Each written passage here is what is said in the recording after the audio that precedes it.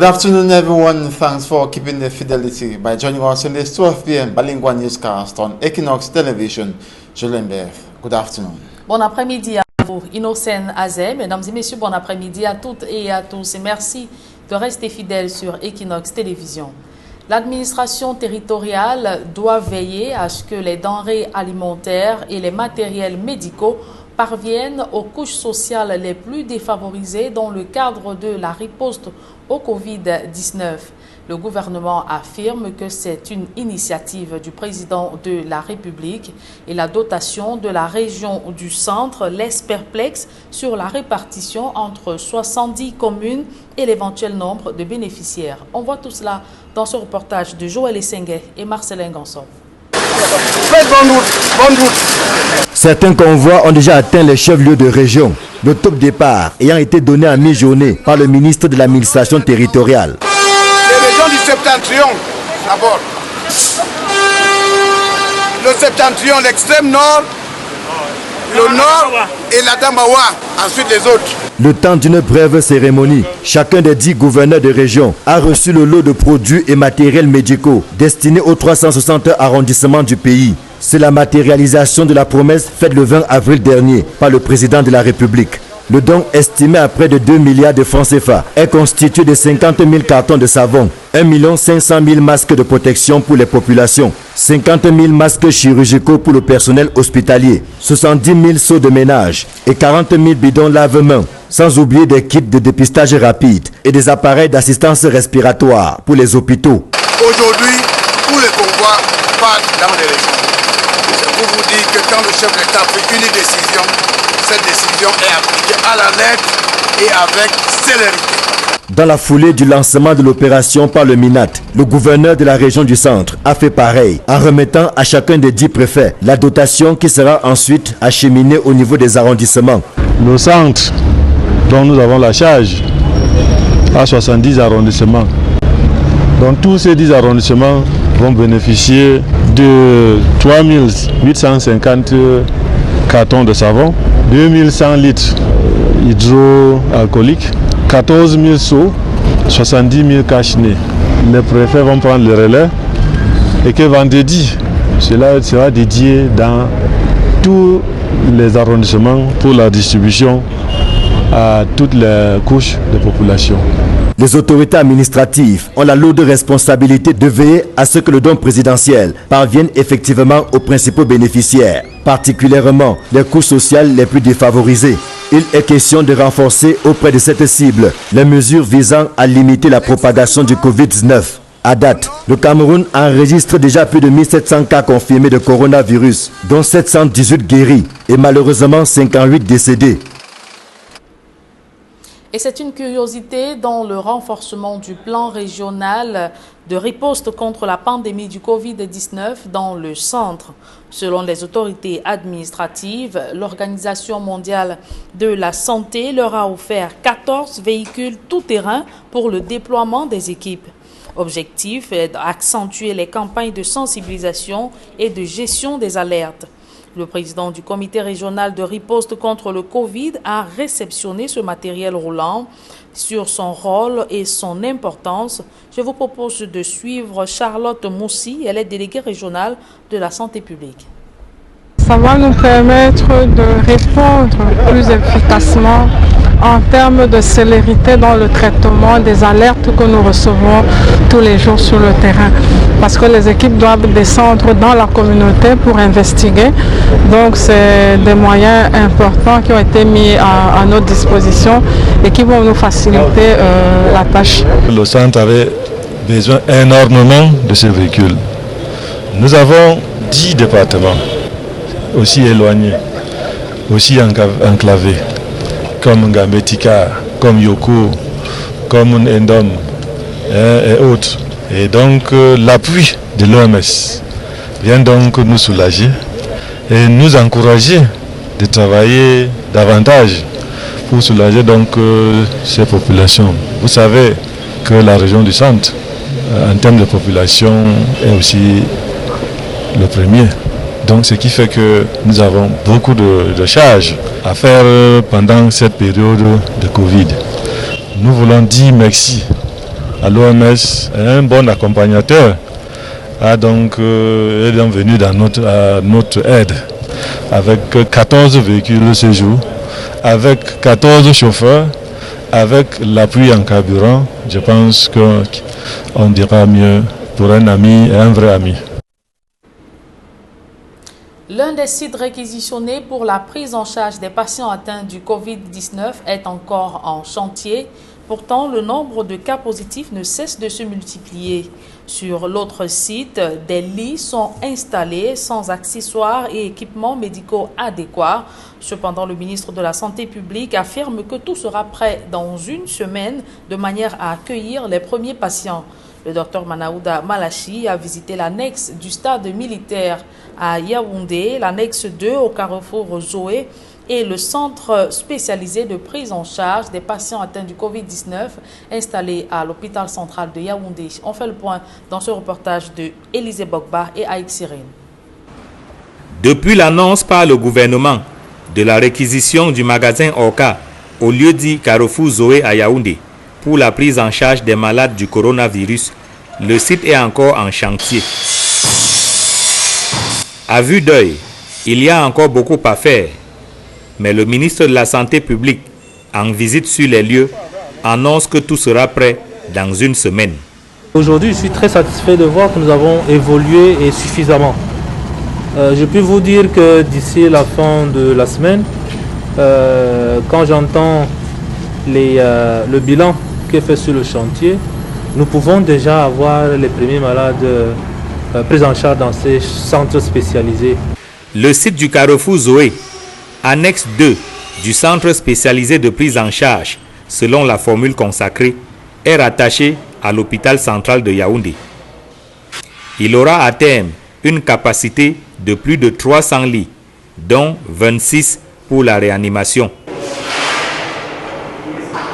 Au site du stade militaire, annexe 1 du centre spécialisé de prise en charge, lui aussi rattaché à l'hôpital central de Yaoundé, où les travaux ont nettement avancé, les lits sont installés sans leurs accessoires. Mais l'on affirme que cela ne saurait tarder. D'ailleurs, les malades du Covid-19 sont admis en soins intensifs selon la gravité du cas.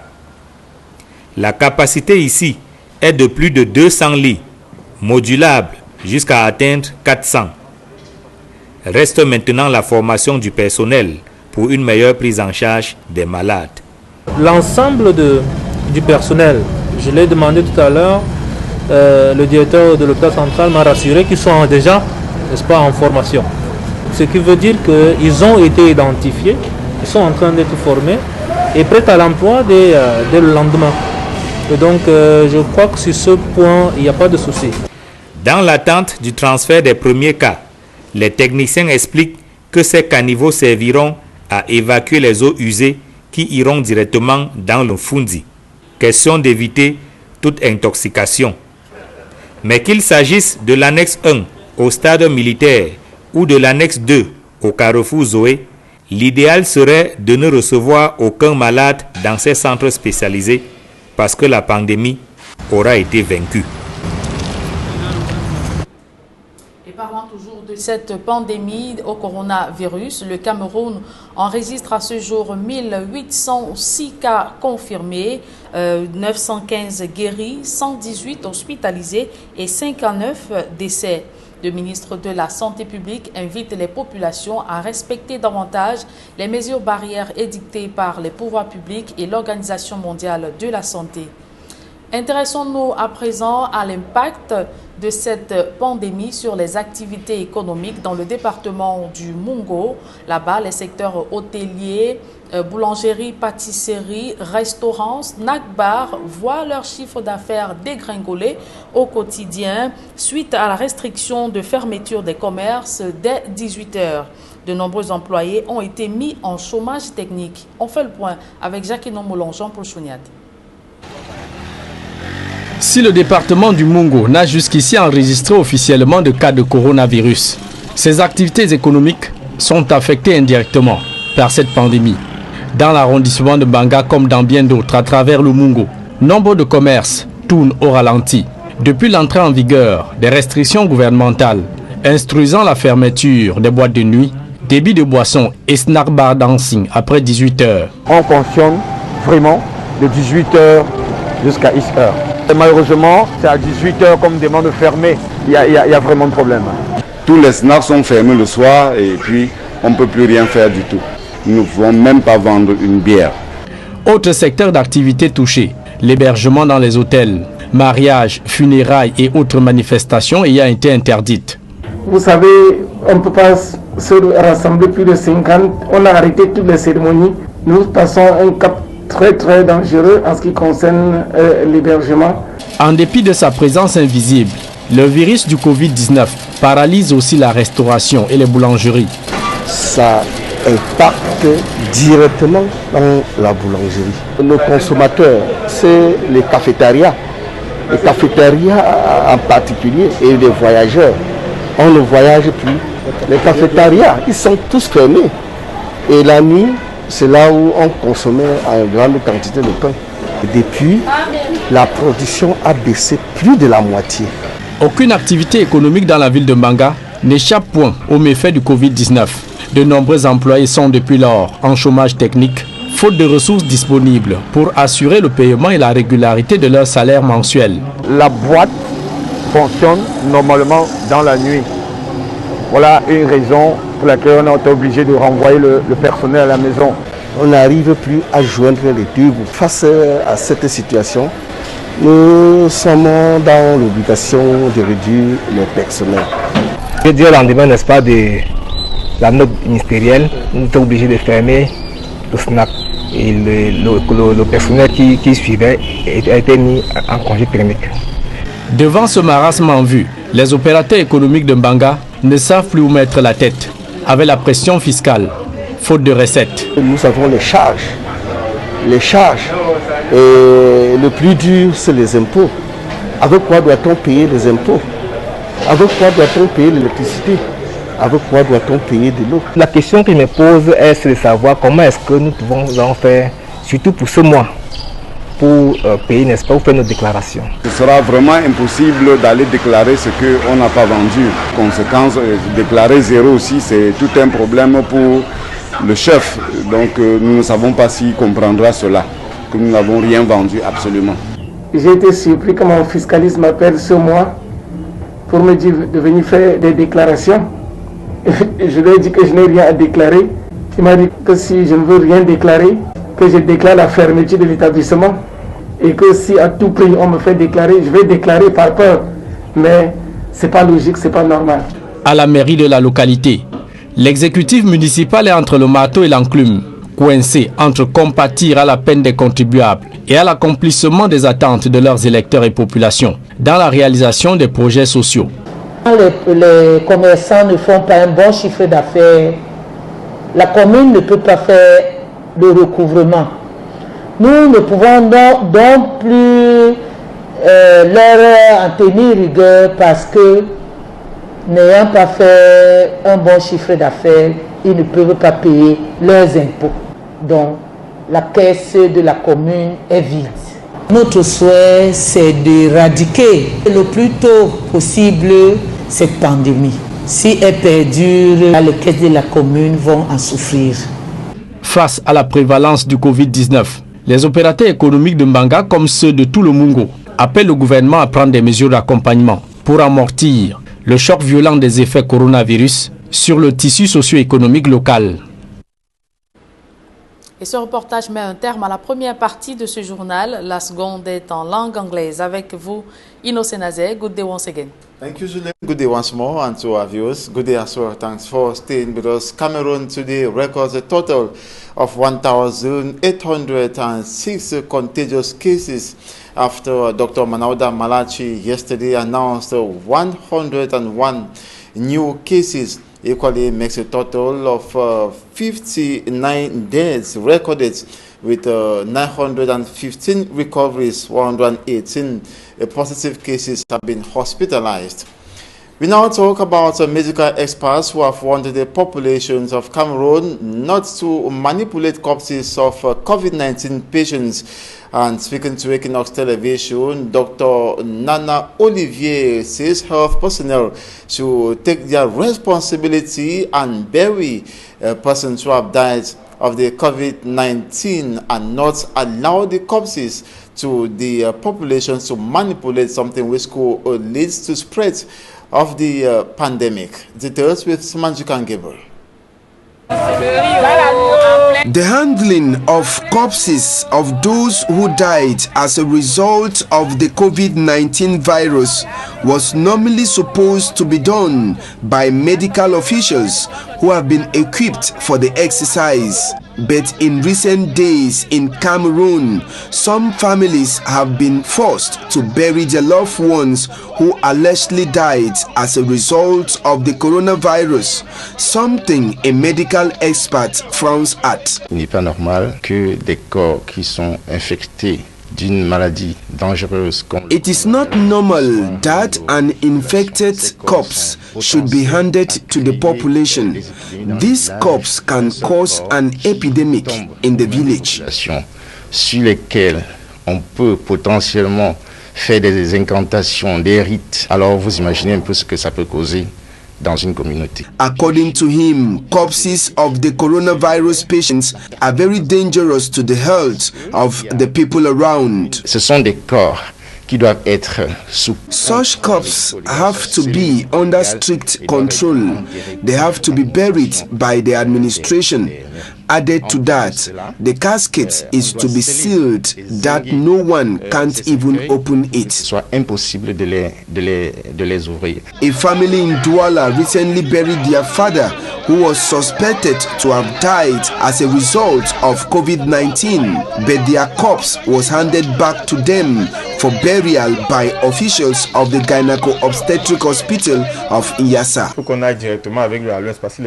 We thought of taking him to the West region since he is a notable there, but thinking that he was a corona patient, it will be tough and many others could be infected. So we took him back to the Inyassa Hospital mortuary. The mortuary attendant refused to take care of the corpse. Je vais donc aux urgences rencontrer le médecin pour que le médecin me fasse un certificat.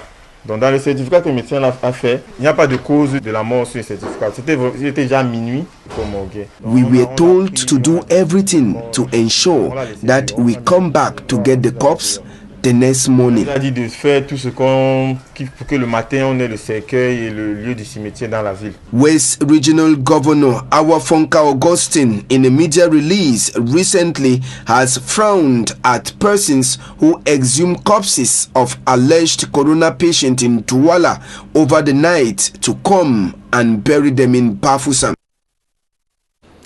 Economic operators in the Mungo division of the Littoral region of Cameroon have sent a majority of their employees on a technical leave as a consequence of the coronavirus on their business activities. And the businesses have been adversely affected by the COVID-19, and they equally begging on the government of Cameroon to have some consideration and not levy heavy taxes on them. Details with Formi Armstrong Sander. The economic impact of the coronavirus pandemic on the Mungo division of the Littoral region of Cameroon is devastating. The one-month-old health crisis has paralyzed the economy in these parts of the country. From hotels to restaurants, snack bars, nightclubs to council revenue collection, the economy is collapsing, with restaurants obliged to close at 6 p.m. Intra and inter-urban movements limited. Bakery owners are bearing the brunt. Nos consommateurs, c'est les cafétérias. Our main clients are restaurant owners and travelers, but today restaurants are closed and people no longer travel. The impact is direct, and today production has reduced to less than half. We have sent home workers.